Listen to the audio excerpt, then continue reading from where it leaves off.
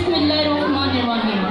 सदर मोहतरम, अज़ादा कराम और मेरे हमवतनों, अस्सलामु अलैकुम। आज मुझे जिस मौजू पर लखकुशाई करने का मौका मिला है उसका इन्वान है मेहनत। ना करो बहस, हार जाओगी।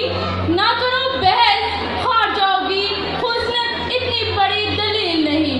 जी वकार, काहिर, निकम्मे, सुस्त, बेकार और नाअहल लोगों का खुद एहतिसाबी की बजाय नाकामी का जिम्मेदार तकदीर, नसीब, मुकद्दर और किस्मत को ठहराना रीत इस नगर से है और जाने कब से है।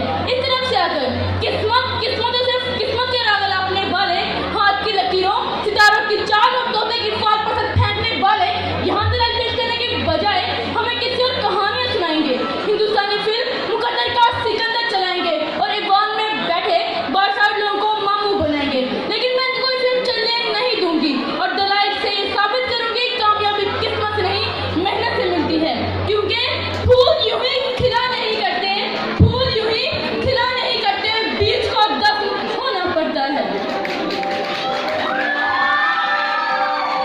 सदर अली वकार, कामयाबी इंफरादी हो या इज्तिमाई, दुनियावी हो या अखरवी, इसका ताल्लुक सिर्फ और सिर्फ मेहनत से है।